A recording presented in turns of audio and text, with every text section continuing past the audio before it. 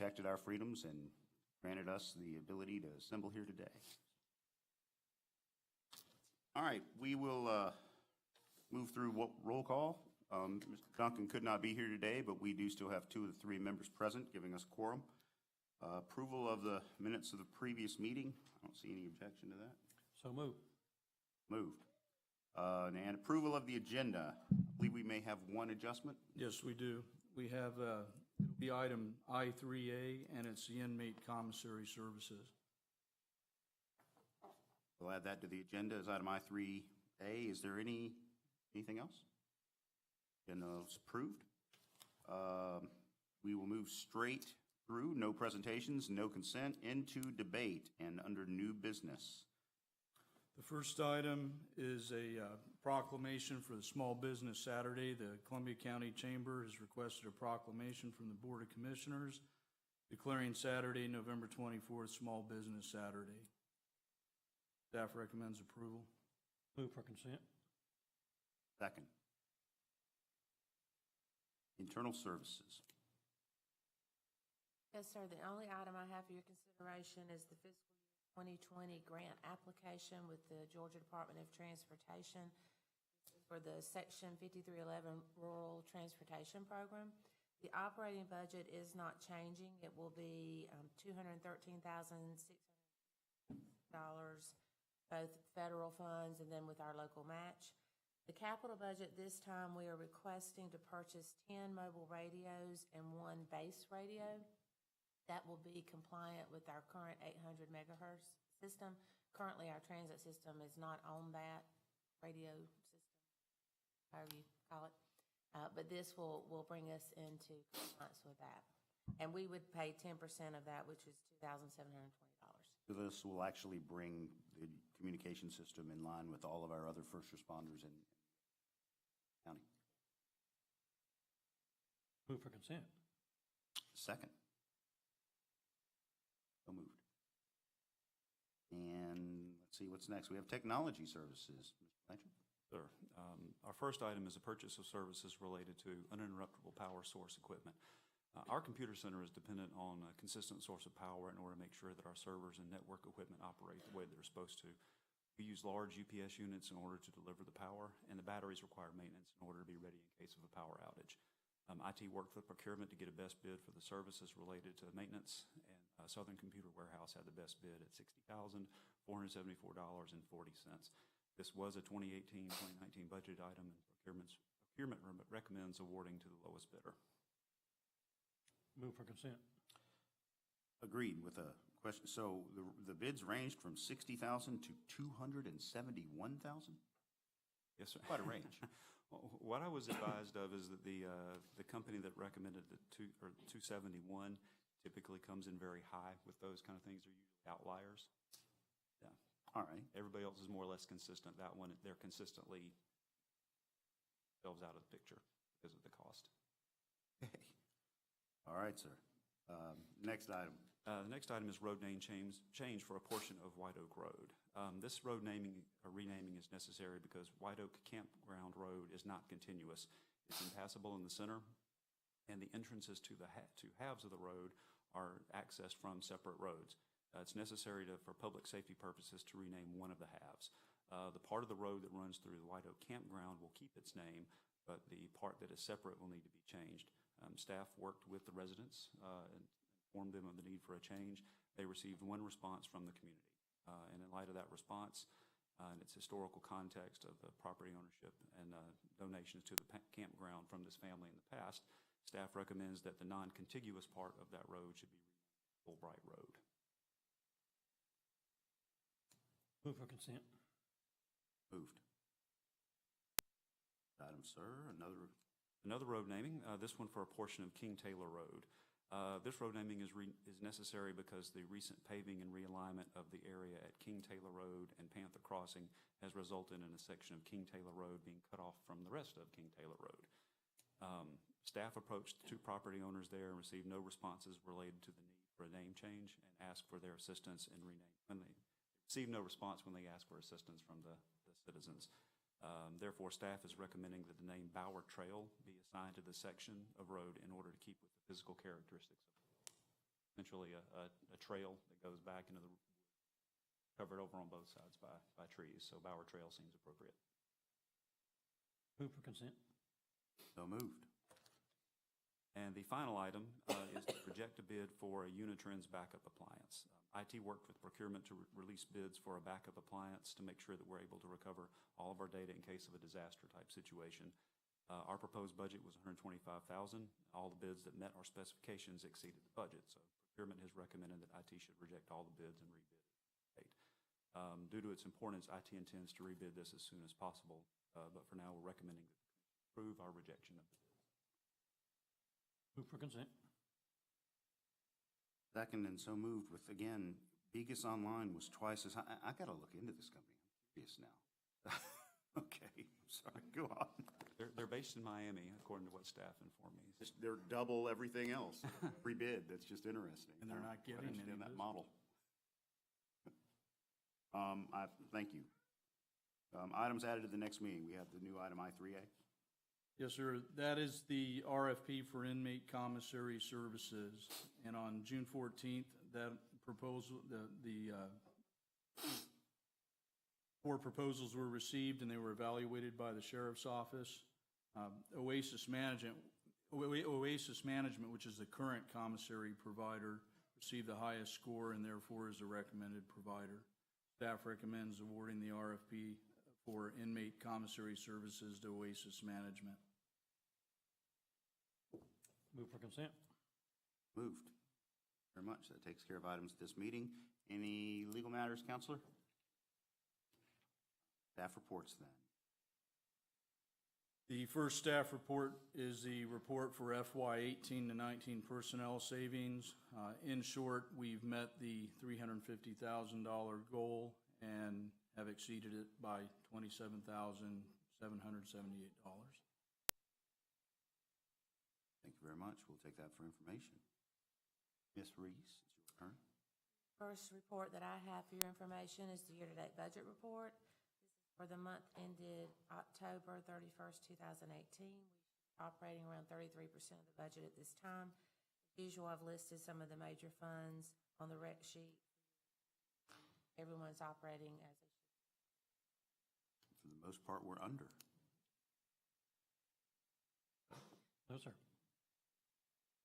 Next report. The next item is your favorite report, the sales tax update.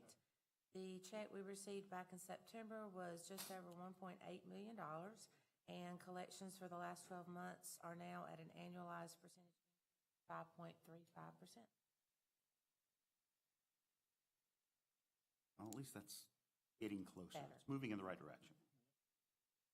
And the final report is the investment report, just showing where some of our excess funds are invested and interest rates we are receiving. Any questions on that? Yeah.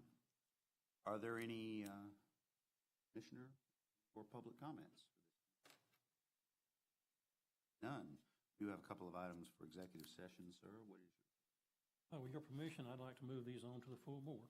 I think that would be appropriate. So, being no other business before this committee, we adjourn, and we will call, that is the end of the management information, internal services. We'll move to, if I can get my computer. We'll move to development and engineering in 4 minutes. Load up here. Yeah, that one's, this is a long one, so you might want to take a break.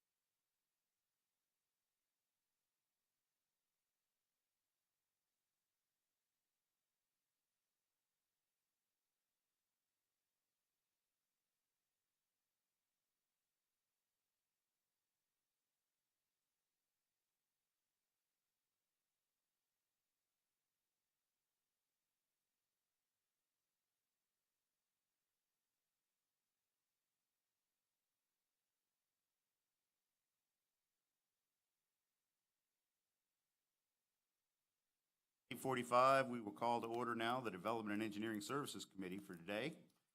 Having already dispensed with an invocation and pledge of allegiance.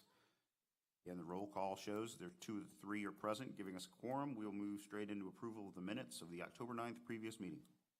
Move for approval. Minutes are approved. Approval of the agenda. There are no changes that I see, are there? No, sir. All right, so we will move straight into presentations. Let's see, these are on the debate agenda. I have citizens to speak on the installations of speed humps on Haverhill Drive. That will actually be brought up in debate. If anyone here to speak on that? Or would you rather wait until we actually bring that item up, or do you want to speak now? Okay. So we'll move on then through the consent agenda. There is nothing on that today, and we'll move straight into the debate agenda with new business. First item being bid on Patriots Park. Thank you, sir. Staff has put the bid for Patriots Park back out, and we did receive bids in the amount of, for the full bid and the alternative for $3,270,000. $3,270,145. Staff has recommended approval. We did remove the certified field requirement from this bid. Is this all in? Is this the entire project? 3.2 gives us the all-in. If we don't take the add alternates, which was the concession stand restroom building, we would have a base bid of $2.689 million, but we feel that it's best to do the whole thing now. We do have funds available. Staff recommend the full build-out. Okay. Move for consent. Second. Our next item is a public hearing on the proposed establishment of streetlight district for Magnolia Valley. We have, I believe there are some people here to speak on that, correct? Need to Sir? let Steve open the hearing. I'm gonna let Mr. Castle open that hearing, and then he will run that, and you'll have an opportunity to speak, sir. Yeah, actually, we have 8 public hearings that we'll hold concurrently. But it's the public hearings established proposed streetlight districts and we've received the required number of signatures, and these include Magnolia Valley Section 2, Magnolia Hills, Magnolia Valley Section 1, 4 Oaks Sections 1 and 2A, Brigadier Landing Phase 1, River Island Section 2 Phase 2, Eagle Landing Section 4, and 4 Oaks Section 2B. This was advertised in the Columbia News Times. Letters were mailed to all affected property owners, and I'll open it up to receive comments now.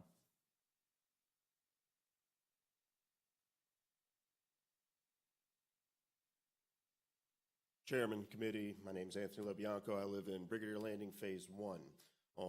I personally do not have anything against the idea of street lighting, neither do most of my neighbors that I have discussed this with. What I would like to do is ask the committee to move to delay this vote until such time as our HOA can be fully established and have meetings to determine where our funds have been going. I have talked to residents of the neighborhood that have been there for upwards of 2 years, and other than a sign at the front of our neighborhood and a small garden, nothing has been done with our funds from our HOA. We do not have meetings scheduled, nor a president, a secretary, or anything else. So I would like to take the time to get that established so we can determine where our money is going. If anything, we can adjust our HOA fees to offset the upping in our tax dollars per year. But also, talking to my neighbors, there are some other security concerns that we could address beforehand that would be better for safety for our neighborhood than possible street lighting. And that's the end that I have to say. I would just like to delay this vote until we have a chance to set up. Thank you. Comments? Yeah, Mr. Chairman, I would move that we pass this on the consent. Some commissioner would like to pull it off for debate. I think with the condition that the residents have already, desired the streetlights, that we have an obligation to go ahead. And I imagine if they want to change the funding source in the future, that could be done. I would say yes. I have met with Georgia Power on allowing HOAs to have their own streetlights. They are willing to do it. That bill will be passed directly to the HOA versus through the county. The county does receive a governmental rate, fixed rate that we pay versus what an HOA would pay, so the cost will be cheaper through the county versus through the HOA. If the HOA does not pay the bill, the streetlights get turned off. The county does not have that. If it is approved, it's a tax. That tax gets collected. It does get passed on to Georgia Power. Therefore, the lights stay on until commission takes another vote to have them turned off. So there's definitely advantages to the county doing it versus an HOA doing it. but it can be done. Mr. Chairman, in light of the fact that the residents don't have a requested this and approved it, I'll move for consent. Well, this is just a I public was going hearing. to say, we're still in the middle of the hearing. That's all right, sir. We'll look at that later. Yeah, I mean, the other issue is that, when we deal with it, we deal with Georgia Power. A resident calls us about a light out, we deal with Georgia Power. For HOA, we'll have two sort of ways of dealing with it, which will cause confusion later on. But, I mean, I think Mr. Jacobs' issue sounds to be like with his HOA. On other issues, but this is sort of our policy to set up the streetlight district. It's easier for us to collect it through our tax bills as opposed to the HOA having to go out and collect it. But anyway, we'll take the comments, and as you said, push it on to the commission meeting.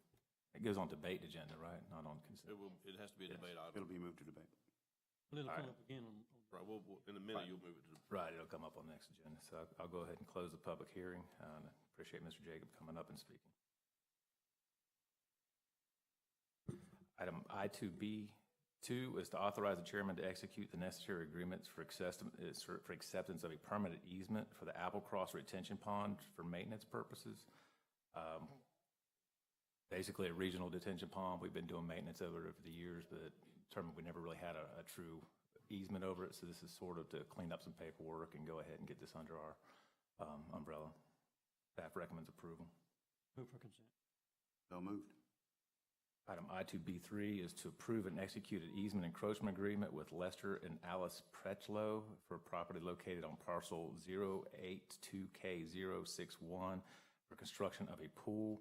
The county has no infrastructure in this easement and therefore recommends approval. Move for consent. Moved. Item I2B4 is for the installation of speed humps on Haverhill Drive. A request was received in September, and a speed study was conducted on October 18th, 2018, and showed a daily traffic volume of 560 vehicles with an 85th percentile of 42 miles an hour. Based on staff review and study results, the roadway meets criteria for installation of speed humps, and all required notifications of adjacent property owners have been made. Therefore, staff recommends approval, but I do believe we have somebody here to speak on it. We have a few, I have a Mr. Terry McCorkle listed first. Is that you, sir? Please step forward, name and address for the record. Yes, sir. My name is Terry McCorkle. I live at 922 Carleen Drive.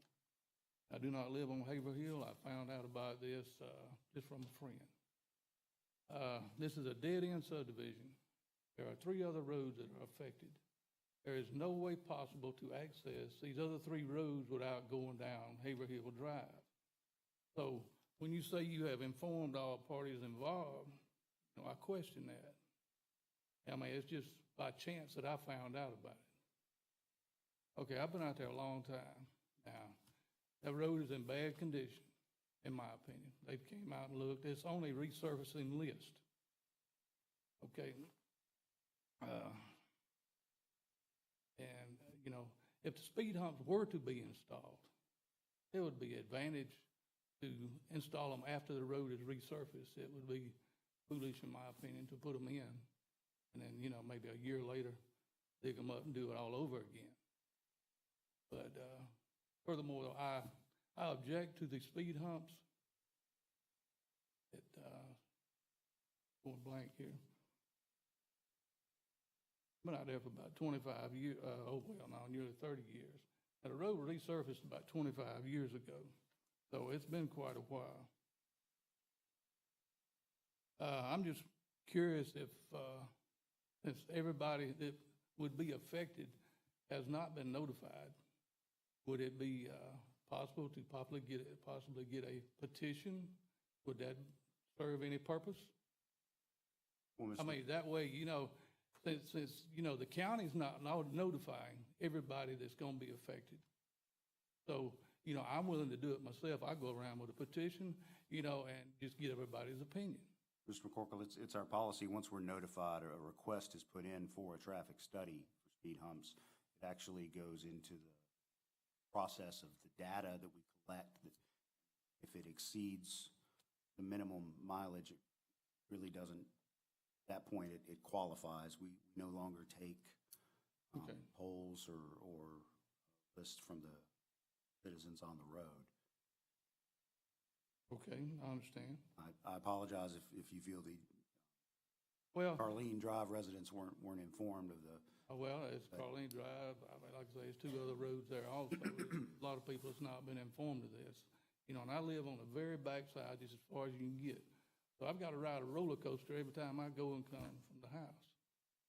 That's the reason I object to it. Now, it's mainly retired people that live out there in that area. There are a few younger people there, of course. And in the last, I'll say in the last year and a half or two, there have been some that moved in there that they do drive too fast. I agree. But as we speak, they're in the process of leaving the neighborhood. So that would be an improvement. Mr. Chairman, as you know, we changed this from basically a popularity contest many years ago because of a situation where a lot of intimidation and things as far as a popular vote.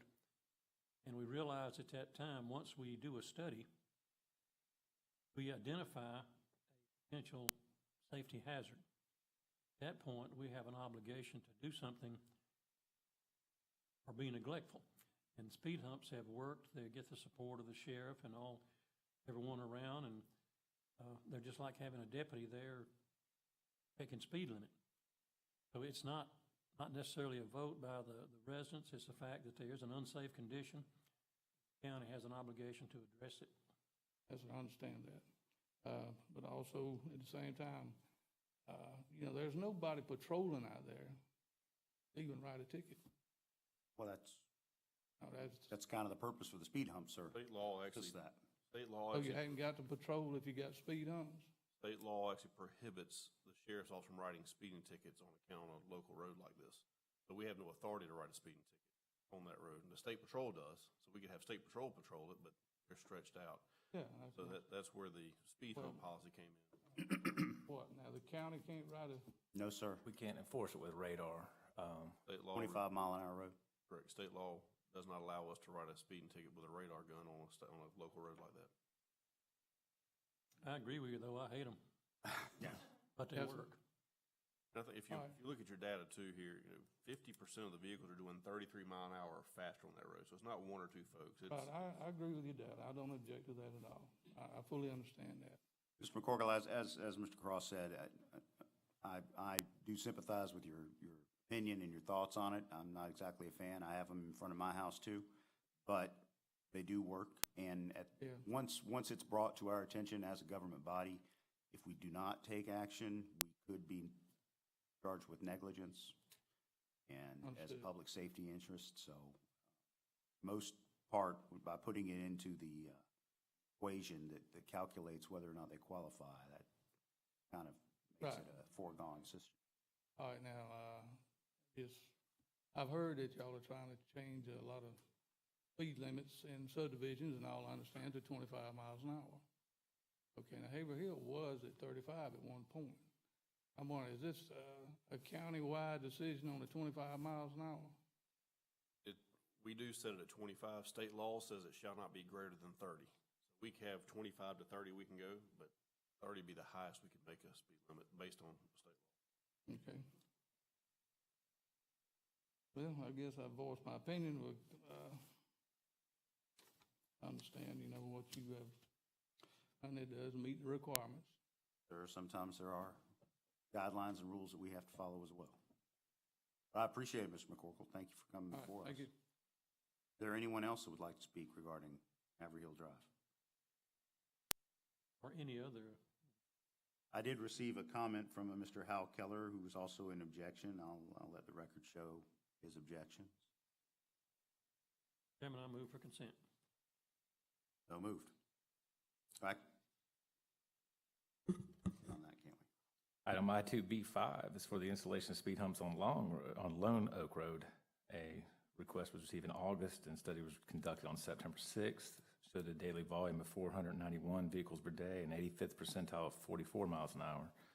Based on this review, study results, and our criteria, staff recommends approval. I believe we had someone here to speak on that too. Ms. Nicholson, come forward.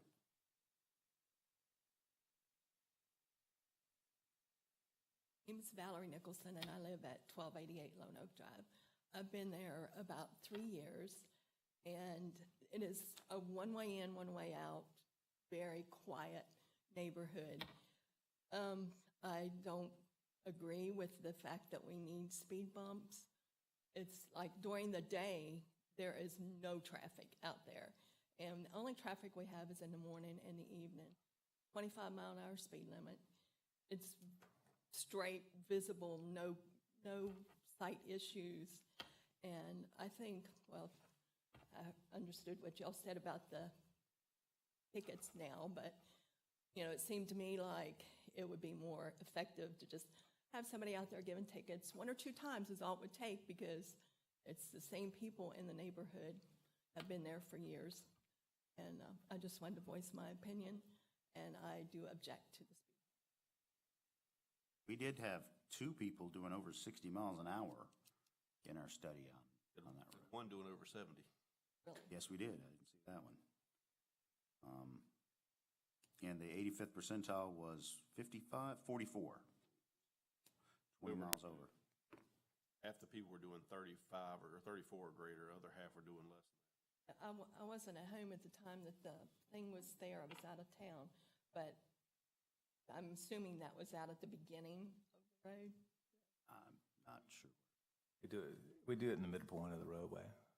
If you put it too close to a stop sign, everybody's slowing down, so you try to capture like pretty much as much traffic as you can. And the other thing I saw was like on the map, it's like every 400 to 500 feet. Is that standard?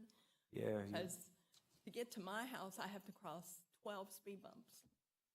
Yeah, the spacing of it is determined so that you don't have people speeding up between speed humps. They get too far apart, and then they almost lose their effectiveness, because people actually will speed up more than what they were doing prior between the speed humps, and then you get Trying to make up speed time. doing this, as opposed to you reinforce it with the spacing, and people tend to flatten their speed. Okay. For what it is worth, our current model of speed bump is not necessarily not a curve. We've gone through several iterations to get a more manageable. You can go over them about 20 miles an hour, nice and smoothly, if you do it. They're only about 3.5 inches tall, and you know they're wide, more of a table than they are a hump. So, Okay. whatever you feel comfortable doing. Okay, thank you.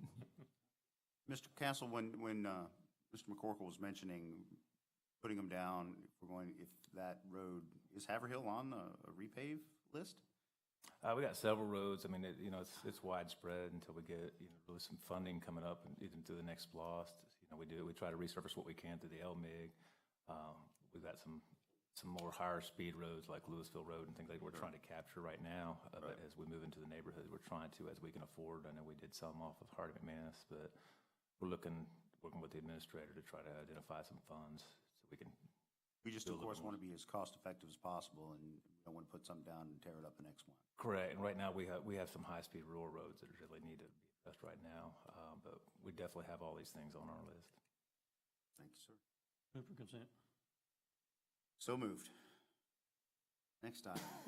And item I2B6 is authorize the chairman to execute the necessary agreements to enter into a lighting agreement with Georgia DOT to commit to covering the energy and maintenance costs for the lighting at the roundabouts to be located at the Abilene-Harlem interchange.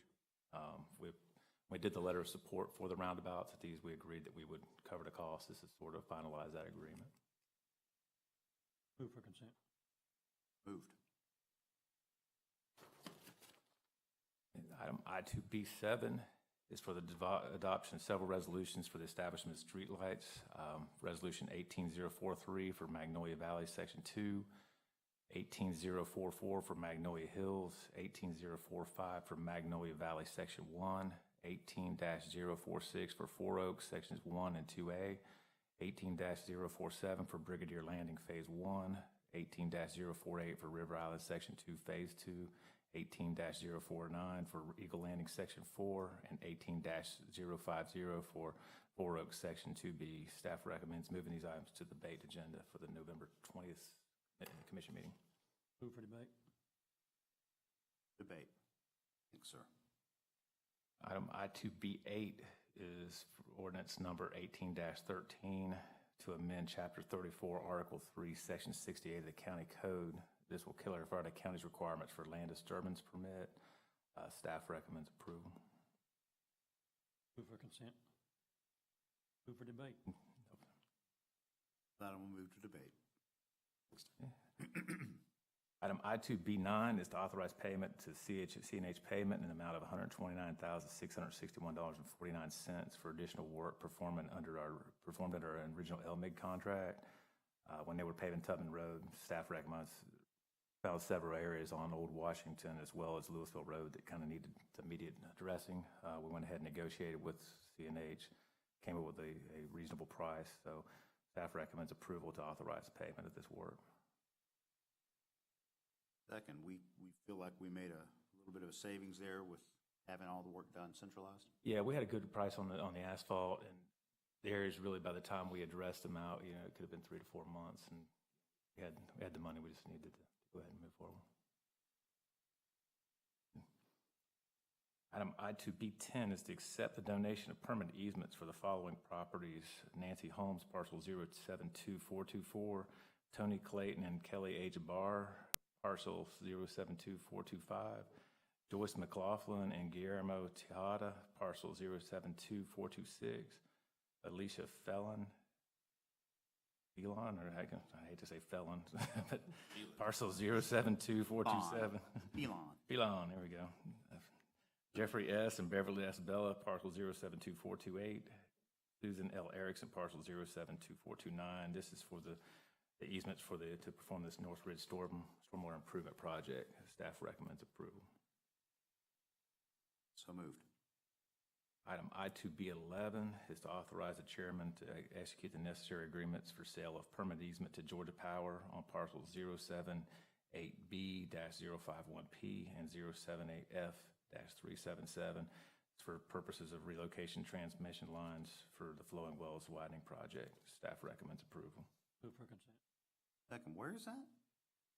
Flowing Wells, Define the properties we already bought, map. Yeah, I'm just wondering. and so they need them to relocate the transmission lines. Sure. Item I2B4 is to accept improvements for the Linsmore Section 3 and H. Real LLC, which is basically the Jim Hudson Lexus.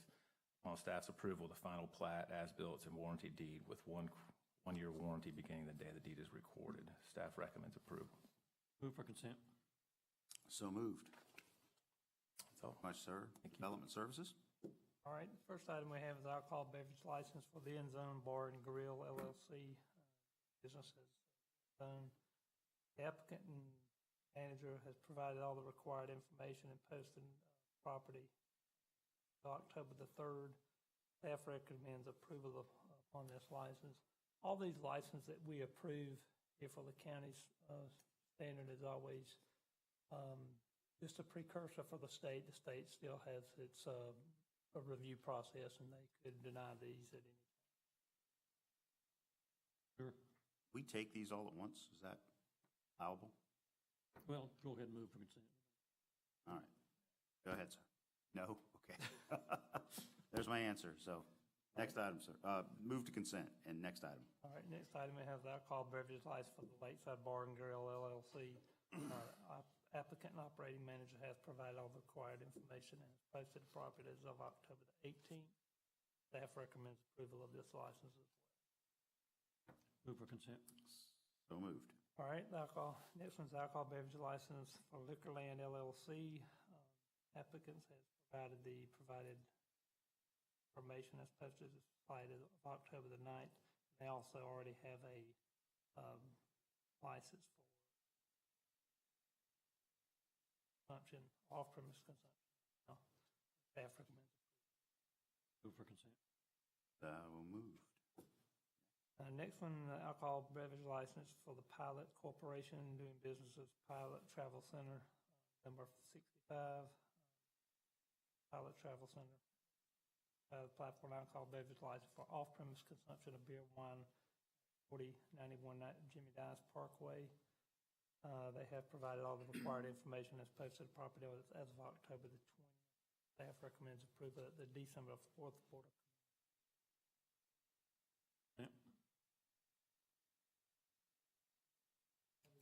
Oh, we alcohol beverage Two more. license. Katib Holdings LLC doing business as Mediterranean Grill. They have applied for an alcohol beverage license for an on-premise consumption of beer and wine at 4272 Washington Road. All the appropriate information has been provided, and they have also put a notice on the property as November the 2nd. They also hold holds an on-premise consumption license here. Staff recommends approval at the December 4th Board of Commissioners. Move for consent. So moved. All right. Alcohol beverage license for Arnon Way Enterprise doing business as Eli's American. They have applied for a on-premise consumption of beer, wine, and distilled. 4446 Washington Road. And the applicant and operating manager provided all the required information posted as of November the 2nd. Staff recommends approval of the license at December 4th Board of Commissioners. Move for consent. So moved. We are a well-lubricated county this fall. Right, we ready for the new year, ain't we? Yes, sir. Thank you very much. Planning Services. These for Mr. Strickland. First item is a supplemental design service proposal for Creek Greenway Phase 1. So we have a GDOT Phase 1, we have a Columbia County Phase 1. So we're talking the GDOT Phase 1, not the one that we've been dealing with here recently. We're applying for a grant. We have received the grant to fund this. However, to do the grant, we had to pull part of the bridge out to speed up that process, which still took 3 years. This time, we need a supplemental design service to pool engineers in the amount of $12,905, and staff has recommended approval of that to finalize those bridge plans. Second, so moved. Next one is a scope amendment with Alta Planning and Design for Hoochie Creek Greenway Phase 1. This is the county phase. John Deere approached us about doing some clearing activities along the William Few area along Patriots Park. So we had to have some permit work done to get that approval. They did it at free of charge. The work was done free of charge. However, the permitting cost was $5,140.05. Staff's recommend approval. Contract amount being changed to $587,442. For consent. Moved. That for you is a Atlanta Gas Light Encroachment Agreement for Phase 1, the county Phase 1 of Hoochie Creek Greenway. Have 2 crossings, and staff's recommend approval this evening. Second, then moved forward. Next one is a GDOT drainage easement for Phase 1 of Hoochie Creek Greenway Trail. We do have a structure that will be draining GDOT water across our trail, and staff's recommend approval this evening. Move for consent. Second, care of Hoochie Creek. Next one I have for you is a donation of 4.68 acres by David Wheatley to the Green Space Program. This is off of Oakley Perkle Road, and staff's recommended approval of the acceptance. Consent. Gladly seconded and moved forward. Very much. There are no items added to the meeting. We have no legal matters that I'm aware of. We do have staff reports. Development Services. The first item I have is October 2017-2018 Development Services Report, and attached is a copy of that report. Questions, I'll be glad to ask those. All right, sir. Next. Next item we have is October Development Services Financial Report. A copy of that report is attached for your review.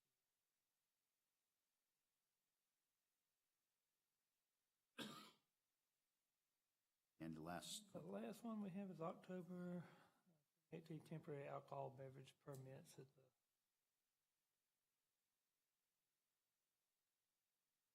is there for your review.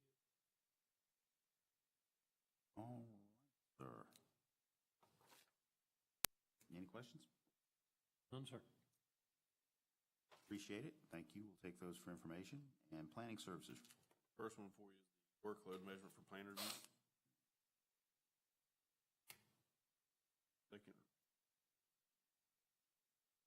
report on what all's going on in the department. Happy to answer any questions.